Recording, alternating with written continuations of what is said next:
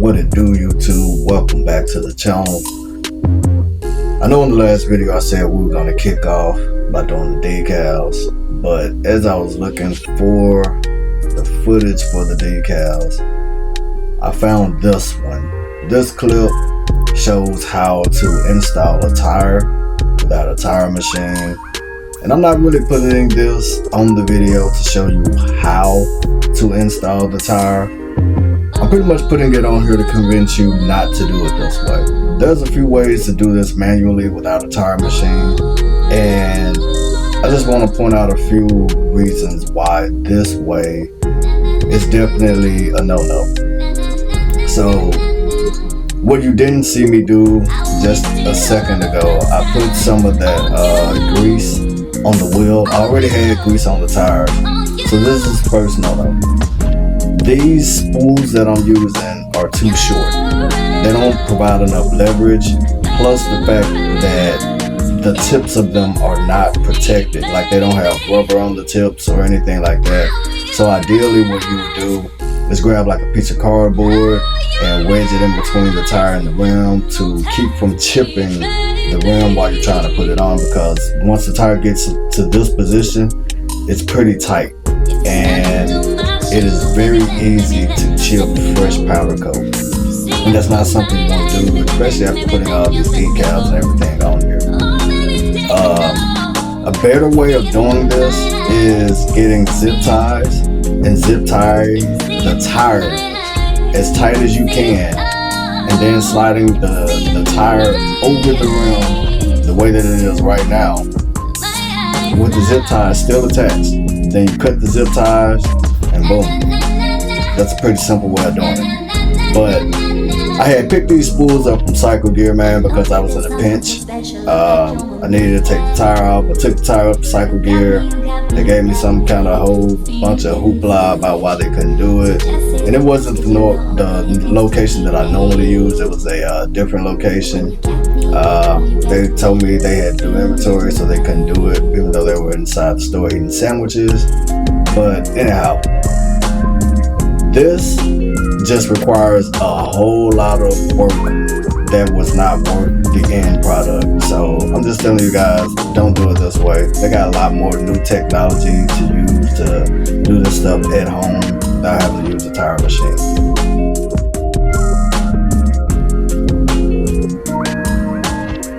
And that's where I scratched the decal. So I ordered replacement tank badges, and even though I ordered them in this red, I still decided to wrap them with the same vinyl that I used for the decals. Main reason being that red, if you ever see that, like if you ever get decals like that, they always fade. It's going to happen unless the decals are placed in a spot where they're always cool or shaded. They are going to fade. They're going to turn like this pinkish color, and before you know it, they'll pretty much just look chrome. So in order to wrap these, I just basically took a piece of the vinyl, laid it over, took the heat gun on a low setting again, warmed it up, let it take the shape of the badge, and then just used an X-Acto knife to trim it down to basically to size of the badge. Get rid of all the excess trimmings.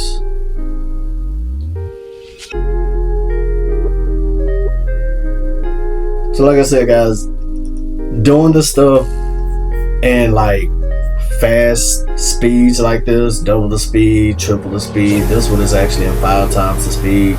You really don't see how tedious this work is, but it is pretty tedious, especially when this is just a quick flip and I didn't plan to invest a lot of time or money into this bike. But this is the finished product once everything is cut to size. Went back over with the heat gun one last time before I applied it to the tank.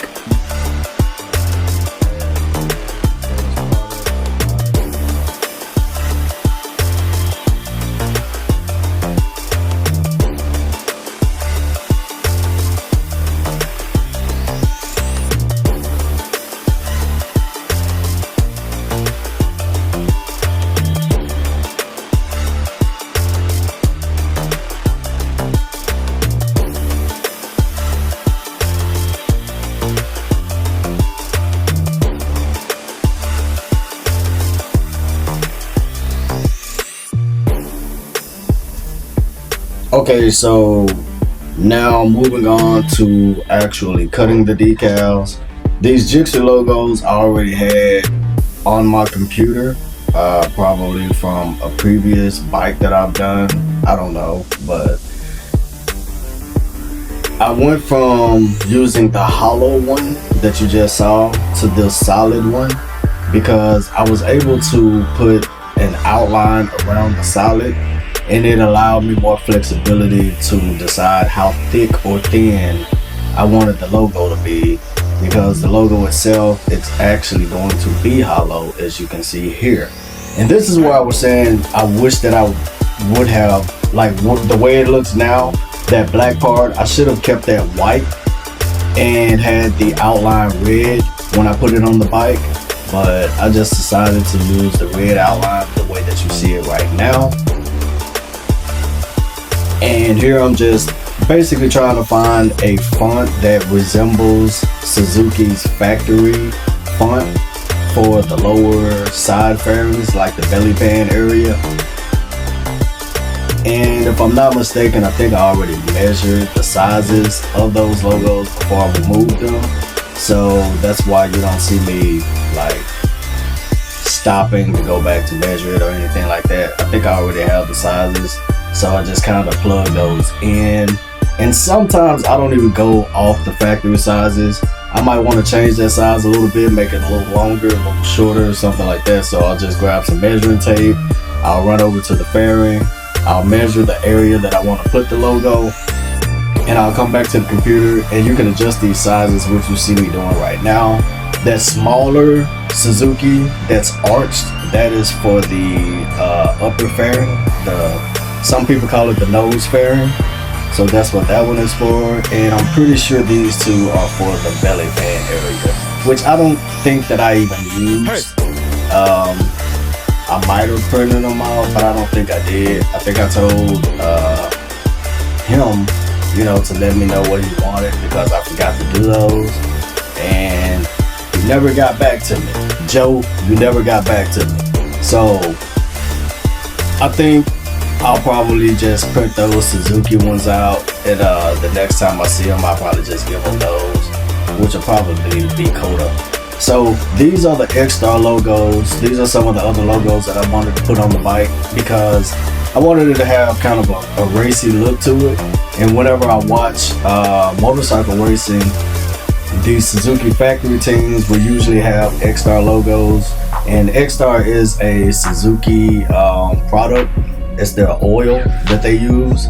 So I think this logo that you're seeing right now, I used that actual logo, and what I did was I downloaded it and I converted it to an SVG, which is the file format that Cricut uses is SVG. So I downloaded it.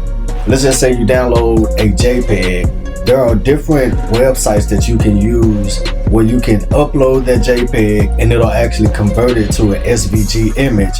And then you bring it into Cricut like I did right now, and it makes life a lot more simple for you.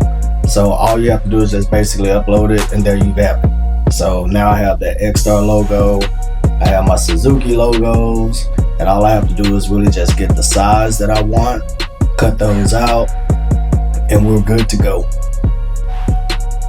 So here I'm just playing around with the sizes again, making sure that I like everything I've done so far. Once I'm satisfied, I just go ahead and cut everything, and then from there on it's just pretty much trial and error, putting the stuff on the bike, getting a look at it. If I like it, I keep it. If I don't like it, I come back, I make adjustments, and it's just doing that back and forth until I'm satisfied with everything I've done. So this is the most satisfying part of decal creation for a lot of people. Me, not so much. I don't really care for it, but it is what it is. It does let me know I'm at least almost at the finish line. So this is called weeding,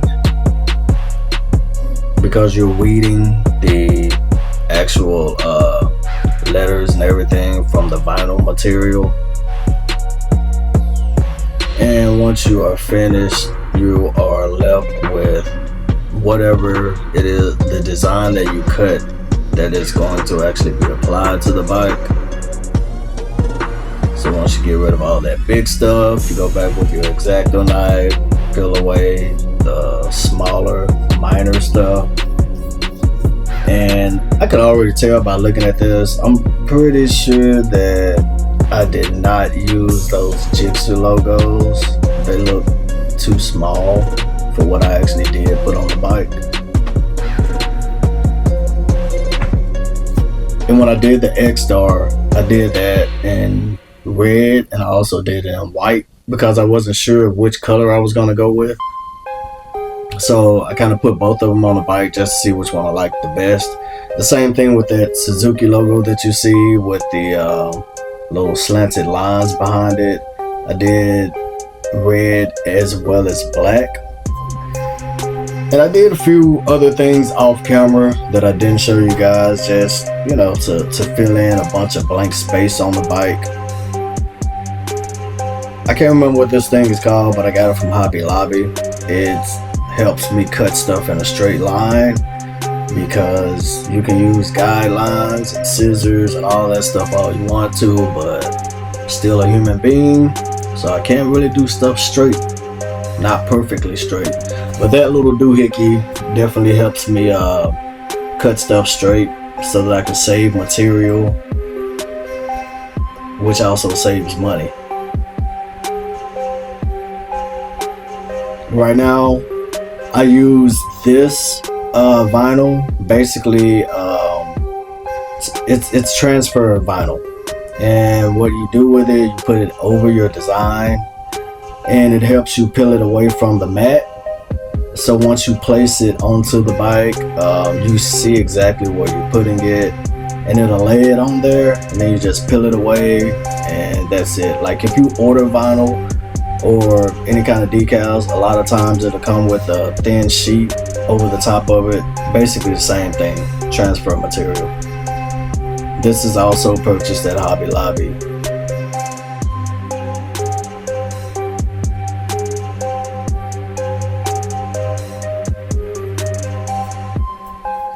So at this point, before you apply the decals, I did go over this with alcohol first.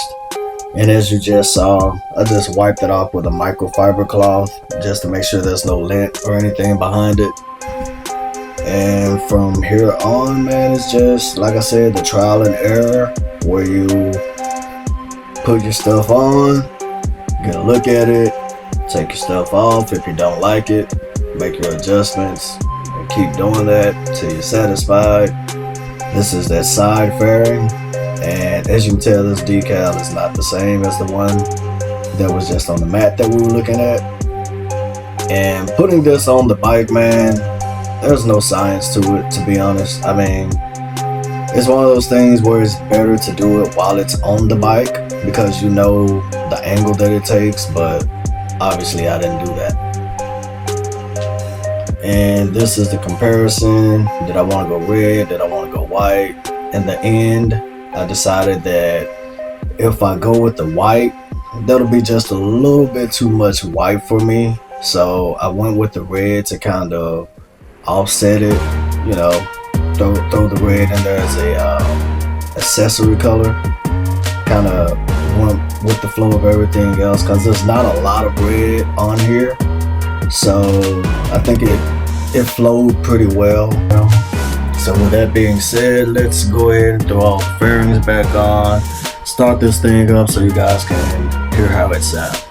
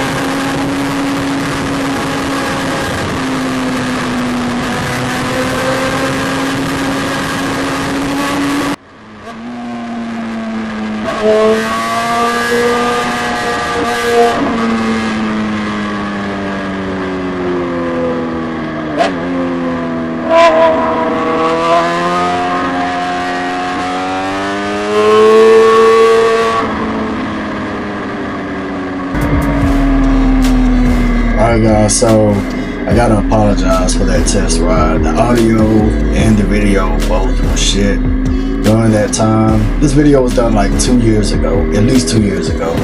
And during that time, I was using one of those cheap action cameras from Amazon. I did not have the Insta360 that I have right now. So video quality wasn't up to par, nor was the sound.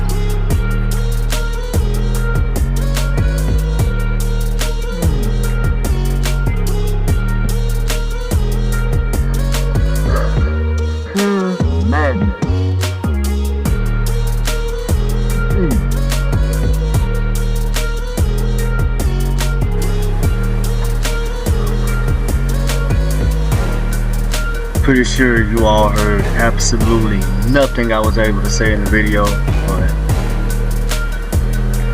this thing is loud, bro, loud. I couldn't even hear my music.